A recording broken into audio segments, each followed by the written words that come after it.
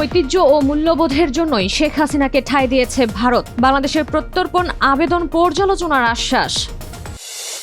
তীব্র গরমে ২০২৪ সালে বাংলাদেশের উৎপাদনশীলতায় $১৮০ কোটি ক্ষতি, বিশ্বব্যাংকের প্রতিবেদন। বাংলাদেশ চীন অংশীদারিত্ব নিয়ে ভারতের সংসদীয় কমিটির উদ্বেগ, ঢাকার সঙ্গে উন্নয়ন সহযোগিতা জোরদারের আহ্বান। রাজধানীতে আবারও বেড়েছে মাছ, মুরগি, ডিমের দাম, সবজির বাজারেও উত্তাপ।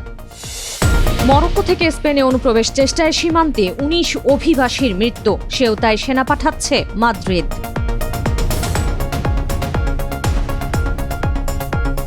স্বাগত জানাচ্ছি দ্য বিজনেস স্ট্যান্ডার্ডের নিয়মিত আয়োজন টিভিএস রাত ৮টার সংবাদে। সঙ্গে আছি তামান্না খন্দকার। দেখছিলেন সংবাদ শিরোনাম, এবার বিস্তারিত। সাবেক প্রধানমন্ত্রী শেখ হাসিনাকে প্রত্যর্পণের জন্য বাংলাদেশের করা আবেদন পর্যালোচনা করছে ভারত সরকার। ভারতীয় পার্লামেন্টে এমনটাই জানিয়েছে কংগ্রেসের সংসদ সদস্য শশী থারুরের নেতৃত্বাধীন সংসদীয় কমিটি। ভারত বাংলাদেশ সম্পর্কের ভবিষ্যৎ শীর্ষক সংসদীয় কমিটির ওই প্রতিবেদনে বলা হয়, বিদ্যমান আইন ও প্রচলিত প্রক্রিয়া অনুসারে শেখ হাসিনাকে প্রত্যর্পণের বিষয়ে ঢাকার অনুরোধ খতিয়ে দেখছে নয়াদিল্লি। দেশটিতে অবস্থানরত শেখ হাসিনাকে রাজনৈতিক কার্যক্রম চালানোর কোনো সুযোগ দেওয়া হচ্ছে না বলেও জানানো হয় ওই প্রতিবেদনে। আরও বলা হয়, চরম সংকট বা অস্তিত্বের হুমকির মুখে থাকা ব্যক্তিদের আশ্রয় দেওয়া ভারতের মানবিক ঐতিহ্য ও মূল্যবোধের অংশ হিসেবেই শেখ হাসিনাকে দেশটিতে থাকার সুযোগ দেওয়া হয়েছিল। আগামীতে এই ধরনের পরিস্থিতিতে সরকার যেন নীতিনিষ্ঠ ও মানবিক অবস্থান বজায় রাখে, সেই সুপারিশও করা হয়েছে সংসদীয় কমিটির ওই প্রতিবেদনে। তীব্র গরমের কারণে ২০২৪ সালে বাংলাদেশের উৎপাদনশীলতায় আনুমানিক $১৩০ থেকে $১৮০ কোটি ক্ষতি হয়েছে, যা দেশের মোট দেশজ উৎপাদন জিডিপির প্রায় ০.৪% সমান।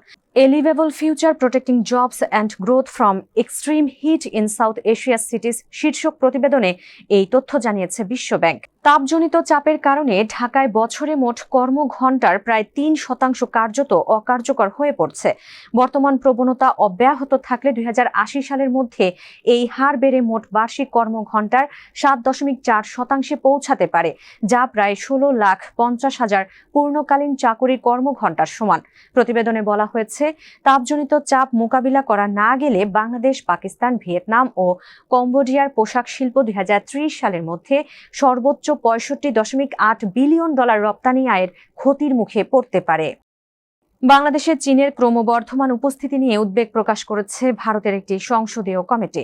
সেই সঙ্গে বাংলাদেশের সবচেয়ে নির্ভরযোগ্য অংশীদার হিসেবে ভারতের অবস্থান সুসংহত করতে ঢাকার সঙ্গে উন্নয়ন সহযোগিতা আরও জোরদার করার জন্য ভারত সরকারের প্রতি আহ্বান জানিয়েছে এই কমিটি। প্রবীণ কংগ্রেস এমপি শশী থারুরের নেতৃত্বাধীন পররাষ্ট্র বিষয়ক সংসদীয় স্থায়ী কমিটি তাদের নবম প্রতিবেদনে এই পর্যবেক্ষণ তুলে ধরেছে।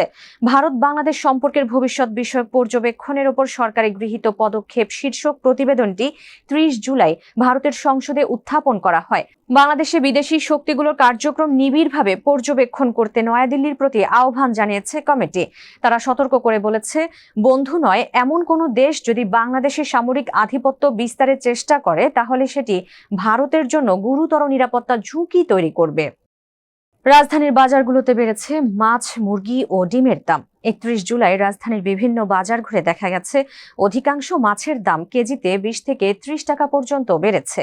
প্রতি কেজি চাষের পাঙ্গাস ২৩০ টাকা এবং তেলাপিয়া ২৬০ টাকা, চিংড়ি ৮০০ থেকে ৯০০ টাকা, পাবদা ৩৫০ থেকে ৪০০ টাকা, রুই মাছ ৩০০ থেকে ৪৫০ টাকায় বিক্রি হচ্ছে।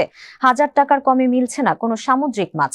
ইলিশ ১৬০০ থেকে ৩২০০ টাকা, রূপচাঁদা ১২০০ টাকা, লাল কোরাল ১২০০ টাকায় বিক্রি হচ্ছে।